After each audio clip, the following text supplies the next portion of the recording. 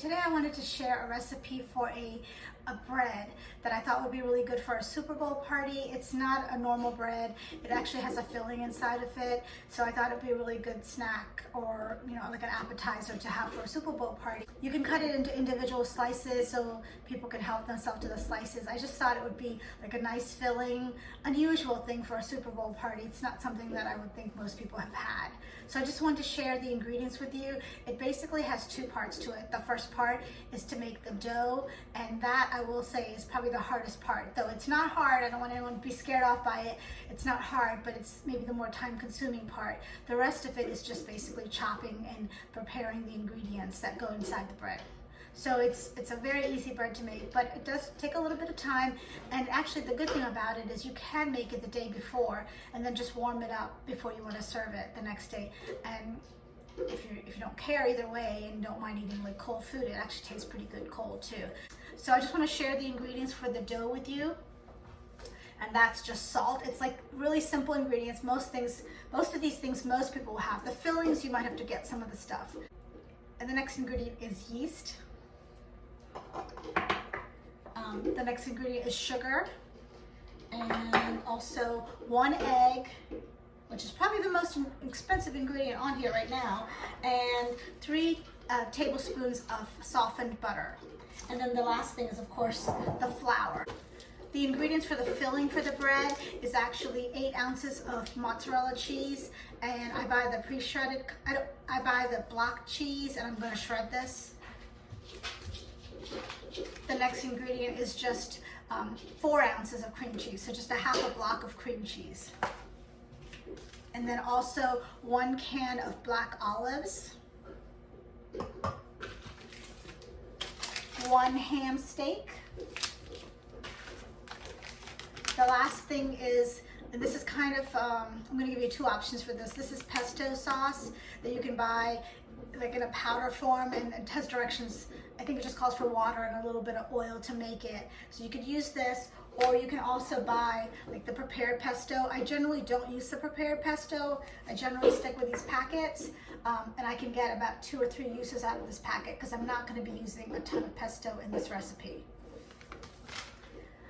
That's basically all the ingredients, so I'm going to get started on the dough first, and then we're going to start preparing all the filling for the bread. Okay, the first step is to put the yeast in here, and I will have a list of all the ingredients in the description box below, so you don't have to worry about writing it down. But the first ingredient is 1 packet of the yeast. 1 packet of yeast is equivalent to 2 1/4 teaspoons. So here's 2 1/4.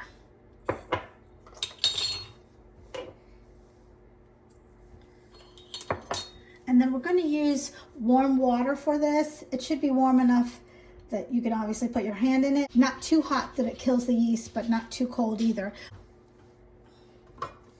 And I forgot, I also drop in the 1 tablespoon of sugar. I usually let the yeast sit for like a few minutes just so that it has time to dissolve in the water.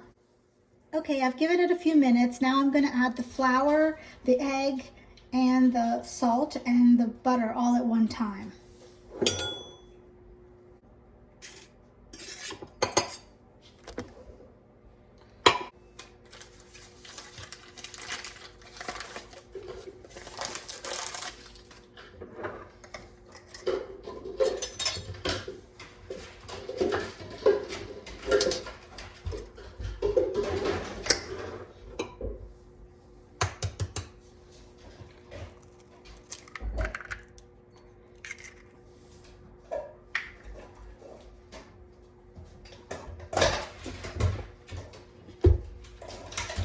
Sorry about the noise. My dog is playing with her toys really aggressively, apparently. I'm just going to mix this up now.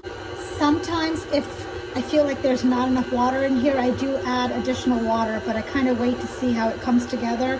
So I think I'm going to add a little bit more water in. The dough has come together, and that's all the mixing I needed done for the stand mixer, or you could use, just a bowl and do it by hand and knead it by hand too. So now that the dough is ready, I basically put it in a greased bowl and then I put a towel over it and I'm just gonna let it sit. Probably, I'm gonna say almost an hour. I just wanna give it time to rise, and my house is on the cold side, so I think it's gonna need at least an hour. If your house is warm, then it might not take that long, but I wanna give it time to rise. And then I'm going to start preparing all the ingredients for the filling. I didn't mention these earlier, but they are strictly optional if you decide to make your garlic and herb cheese.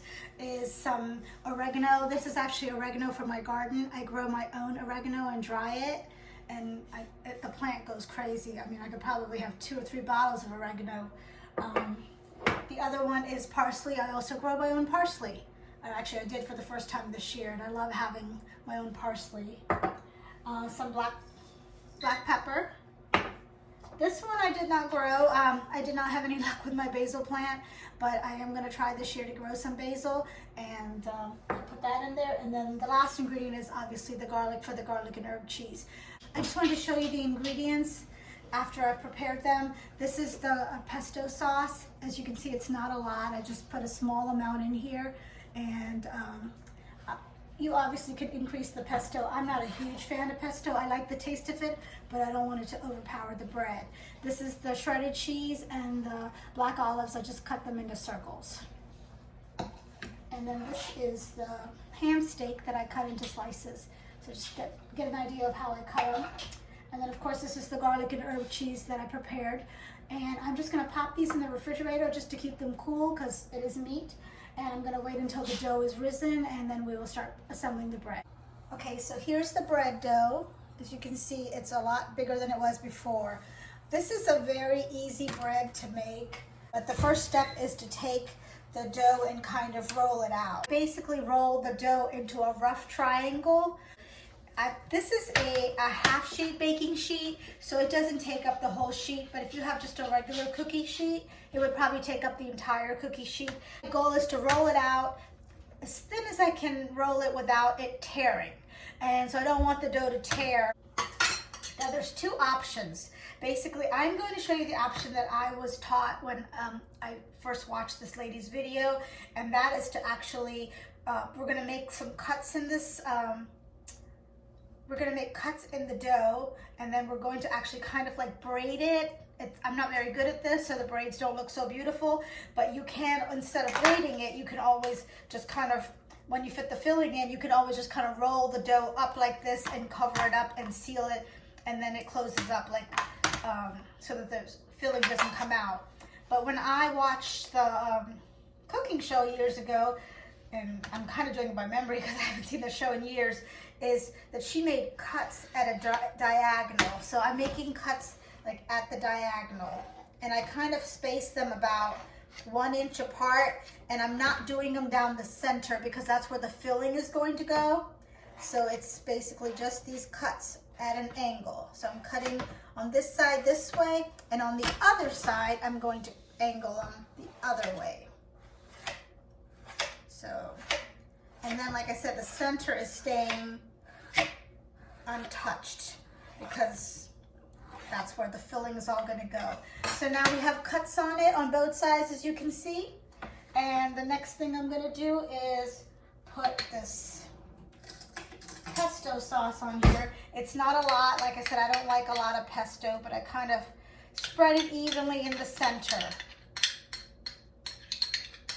So you can see I'm just kind of spreading it around just in the center. The next thing I'm going to do is take this garlic and herb cheese we made, and this is a little more messy, but I'm going to drop it by maybe like I think it's like a tablespoon, kind of here and there throughout, like wherever in the center of the bread. Next thing I put is the ham. I did forget to mention earlier on the ham that I don't know what you call it, but it almost looks like a rind all around the slice of ham steak, the darker skin, and then any of the fat. I try to cut that out so that I'm just left with the slices and no, pieces of fat everywhere. So I'm just kind of spreading it. This is a very forgiving bread. It doesn't, there's not except for making the dough, which baking you usually have to measure. The next thing I'm going to do is on top of the ham is put all of these black olives. Okay. And then the last thing is just to sprinkle a lot of cheese.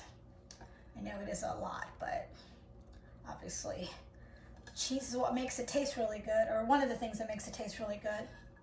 So that's all the cheese on here. And now what I do is I kind of just move these end pieces up on both sides. And then I start kind of attaching these pieces together. I take one piece from one side, the other side from like that, and then I'm folding them just basically so that they stay connected.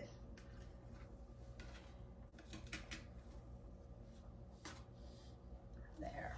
So, like I said, if you're really good at this, maybe you would make it look, you could do a better job of braiding it, but this is kind of my best effort on it. And now I'm actually trying a little harder because I'm doing this video. Normally I don't even try this hard. So I just basically try to make sure that the pieces of bread are attached together, and there will be like little slits you can see in there. And that's pretty much, that is basically all the instructions on how to make this bread. The last thing we're going to do is put it in the oven at 350 degrees for about 25 minutes. And also after the 25 minutes, I do let it rest for like 10-15 minutes, because if you cut into it right away, all the juices out of it will run out. So I'm going to go ahead and pop it in the oven, and I will show it to you when it's done. I just wanted you to get a look at what the bread looks like when it comes out of the oven, and I'm going to slice it and show you what it looks like also.